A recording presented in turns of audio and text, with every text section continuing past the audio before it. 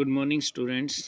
Last time हमारी class में हमने इलेक्ट्रिक पोटेंशियल और पोटेंशियल डिफरेंस के बारे में समझा था। इसके बाद जो नेक्स्ट टॉपिक हमारा वो है इलेक्ट्रोस्टैटिक फोर्सेस आर कंजर्वेटिव। इस टॉपिक में हम ये प्रूव करेंगे कि जो इलेक्ट्रोस्टैटिक फोर्सेस होती हैं ये कंजर्वेटिव फोर्सेस होती हैं। तो कंजर्वेटिव और नॉन कंजर्वेटिव फोर्सेस क्या होती हैं 11वीं क्लास में पढ़ा जाता है। मैं आपको अंदाज़ा बता देता हूँ। देखो, दो तरह के वर्क होते हैं, या तो work done by the force होता है या work done against the force होता है। तो ऐसी फोर्सेस जिनके द्वारा किया गया वर्क डन या जिनके अगेंस्ट किया गया वर्क डन है वो पाथ पे डिपेंड नहीं करता, केवल इनिशियल और फाइनल पोजीशन पे ही डिपेंड करता है, उन्हें हम कंजर्वेटिव फोर्स कहते हैं। और ऐसे फोर्सेस जिनके द्वारा किया गया या जिनके अगेंस्ट किया गया वर्क डन है वो पाथ पे डिपेंड करता है, उन्हें नॉन कंजर्वेटिव फोर्स कहते हैं। तो हमें ये प्रूव करना है कि इलेक्ट्रोस्टैटिक फोर्सेस कंजर्वेटिव हैं। तो इसका मतलब ये हुआ हमें प्रूव करना है कि इलेक्ट्रोस्टैटिक फोर्सेस के द्वारा किया गया या इनके अगेंस्ट किया गया वर्क डन है वो पाथ पे डिपेंड नहीं करता। तो इसको दूसरे तरीके से प्रूव करेंगे हम। सोचो, आपने कल जो पढ़ा था उससे ये समझ में आया था लास्ट टाइम क्लास में कि अगर हम चार्ज को एक जगह से दूसरी जगह पे मूव करेंगे तो हमें वर्क डन करना पड़ता है। पोटेंशियल डिफरेंस का फार्मूला था ना WAB/Q। तो पोटेंशियल डिफरेंस क्या था? Work done in moving a unit positive charge from point A to B without acceleration, ऐसे था। मान लीजिए कि आपके पास जो फोर्स है वो कंजर्वेटिव फोर्स है, यानी वर्क डन केवल किस पे डिपेंड करता है? पाथ पे डिपेंड नहीं करता, इनिशियल और फाइनल पोजीशन पे डिपेंड करता है। तो अगर हम क्लोज पाथ ले लें, कोई भी क्लोज पाथ का मतलब होता है बंद रास्ता। तो क्लोज पाथ का मतलब हो गया कि उसका इनिशियल पॉइंट और फाइनल पॉइंट सेम होगा। तो दोनों पोजीशन सेम है तो वर्क डन विल बी 0। तो यहाँ पे ही कहता है कि to prove that electrostatic forces are conservative we show that work done in moving a unit positive charge over a closed path in electric field is 0।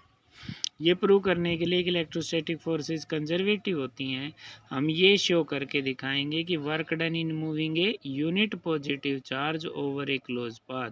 एक unit positive charge को close path पे move करने के लिए जो work done करना पड़ता है वो 0 करना पड़ता है, ये हमें साबित करना है। तो इसके लिए देखें पहली line, work done in moving unit positive charge from point A to point B along the path L। मान लीजिए कोई पाथ हमने ले लिया इसमें L नाम का। डायग्राम में देखें, ये पॉइंट A है और ये पॉइंट है B। तो पहले हम यूनिट पॉजिटिव चार्ज +1 चार्ज को ले जा रहे हैं पॉइंट A से पॉइंट B पर, और L पाथ के जरिए हम उसको ले जा रहे हैं। तो वर्क डन कितना होगा? आप लोग जानते हैं यूनिट पॉजिटिव चार्ज को ले जाने में किया जाने वाला वर्क डन पोटेंशियल डिफरेंस होता है, और डेफिनेशन से वो WAB/Q है। और WAB/Q ये क्या आएगा? Potential difference between point A and B। तो VB - VA लिख दिया। यहाँ VA पोटेंशियल एट A है, VB पोटेंशियल एट B है। Similarly work done in moving the unit positive charge from B to A, क्योंकि हमें तो क्लोज पाथ बनाना है। तो क्लोज पाथ कब बनेगा? जब वापस वहीं आ जाएगा। तो A से B ले गए हम थ्रू पाथ L, और फिर B से A ले आए किसी दूसरे पाथ से, मान लिया L' हो गया। तो work done in moving unit positive charge from B to A along path L' is given by WAB की बजाय WBA/Q हो जाएगा। वहाँ final potential minus initial potential होता है, तो VB - VA की जगह VA - VB हो जाएगा। This is equation second. Now adding first and second, तो ये WAB/Q जो है ये तो है work done in moving a unit positive charge from A to B, और ये है फ्रॉम B to A। दोनों को जोड़ देंगे तो ये आ जाएगा total work done in moving the unit positive charge over the close path. Right side में VB - VA plus VA - VB, तो VA से VA और VB से VB कैंसिल हो जाएगा, 0 आ जाएगा। यानी total work done in moving unit positive charge over the close path जो बना ए से बी और बी से ए, वो 0 हो गया। तो इससे साबित हो गया कि इलेक्ट्रोस्टैटिक फील्ड जो फोर्स है वो कंजर्वेटिव फोर्स होती है। इसी से एक इनडायरेक्ट वे में याद रखना बच्चों कि जो कंजर्वेटिव फोर्स होती है उसी से हमें ये जानकारी मिलती है कि जो लाइन इंटीग्रल होता है इलेक्ट्रिक फील्ड का over A close path in electric field that is always 0। जैसे ई डॉट डी एल लिख दिया। इंटीग्रेशन 3 तरह के होते हैं, या डी एल या डी आर लिखा हो तो लाइन इंटीग्रेशन है, अगर यहाँ डी एस या डी ए लिखा हो तो सरफेस इंटीग्रल बोलते हैं उसको, और डी वी लिखा हो तो वॉल्यूम इंटीग्रल। इसे हम पढ़ेंगे तो ये क्या दिखाई दे रहा है हमें, लाइन इंटीग्रल दिख रहा है किसका, इलेक्ट्रिक फील्ड इंटेंसिटी का ओवर द क्लोज पाथ, वो ऑलवेज 0 होता है। ये इंटीग्रेशन भी 0 किस प्रॉपर्टी की वजह से होता है, उसी प्रॉपर्टी की वजह से होता है जो कहता है कि ये कंजर्वेटिव फोर्स होती है। ठीक है, इसके बाद नेक्स्ट टॉपिक हम ले रहे हैं, ये इम्पोर्टेंट टॉपिक है, electric potential due to a point charge. इसमें हम एक सिंगल पॉइंट चार्ज की वजह से पोटेंशियल का फार्मूला निकालेंगे। तो फार्मूला निकालने से पहले मैं आपको याद दिला दूं डेफिनेशन।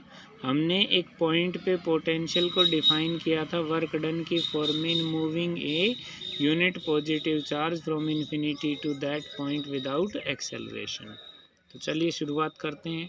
सबसे पहले हमने मान लिया एक पॉइंट चार्ज है, let us consider a point charge plus Q is placed at point O and P be the point in the field of the charge Q where the electric potential is to be determined। ये plus capital Q charge है जो point A पे रखा हुआ है, O पे रखा हुआ है सॉरी। इस चार्ज के चारों तरफ इसका इलेक्ट्रिक फील्ड होगा। उस इलेक्ट्रिक फील्ड में हमने कोई पॉइंट P मान लिया जिस पर हमें पोटेंशियल की वैल्यू निकालनी है, such that O P is equal to R. O से P पॉइंट की जो डिस्टेंस है वो R माननी है, स्मॉल r। तो एक तरह से ये समझ लीजिए हमें यहाँ पे पोटेंशियल निकालने के लिए वर्क डन निकालना है। जो यूनिट पॉजिटिव चार्ज को इन्फिनिटी से इस पॉइंट पे लाने के लिए करना पड़ेगा, तो हम सीधा सा वर्क डन निकालना है। वर्क डन निकालने के लिए हम क्या करेंगे, इसमें इन्फिनिटी से पी पॉइंट का जो ये रास्ता है, इस रास्ते के बीच में कहीं पर भी स्मॉल डिस्प्लेसमेंट के लिए पहले स्मॉल वर्क डन निकालेंगे और टोटल निकालने के लिए उसका इंटीग्रेशन कर देंगे। तो उसके लिए देखें, हमने इन्फिनिटी से पी पॉइंट का जो ये रास्ता है, इस रास्ते में बीच में ही 2 पॉइंट मान लिए।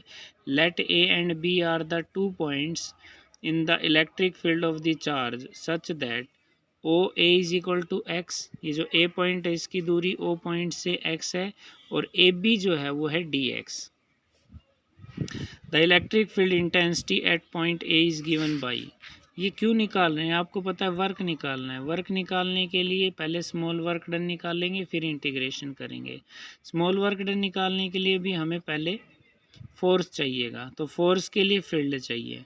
तो हमने ए पॉइंट पर इलेक्ट्रिक फील्ड इंटेंसिटी का फार्मूला लिखा, सिंगल चार्ज वाला formula 1/4 pi epsilon not Q upon x square. और डायरेक्शन देखने के लिए यहाँ पे +1 चार्ज इमेजिन करेंगे, उस +1 को ये रिपेल करेगा, तो जो डायरेक्शन होगी वो हो जाएगी along O A produced, O A produce जैसा कि फिगर में दिखा रखा है। Now small amount of work done in moving a unit positive charge from point A to B is given by. A से बी पॉइंट तक ले जाना है तो small work done D W हो जाएगा F vector dot D X vector, force vector और displacement vector का डॉट प्रोडक्ट हो गया। यहाँ समझा हुआ है एफ होता है क्यू गुणा ई। तो अगर क्यू +1 है, यानी अगर हम यूनिट पॉजिटिव चार्ज को मूव कर रहे हैं तो फोर्स की जगह फील्ड लिखा जा सकता है। तो एफ वेक्टर की जगह ई वेक्टर आ गया। यहाँ पे आपको फिगर में साफ नज़र आ रहा है कि ई वेक्टर और D X vector they are in opposite direction. तो जब E vector dot D X vector को सोल्व करेंगे तो ई का मैग्नीट्यूड गुणा डी एक्स का मैग्नीट्यूड गुणा कोस उनके बीच का एंगल, तो ये दोनों अपोजिट डायरेक्शन में, इनके बीच में एंगल 180 डिग्री का हो जाएगा। कोस 180 डिग्री की वैल्यू होती है -1, तो डी डब्ल्यू हो जाएगा -e डी एक्स। एक वीडियो और बनाते हैं इसमें।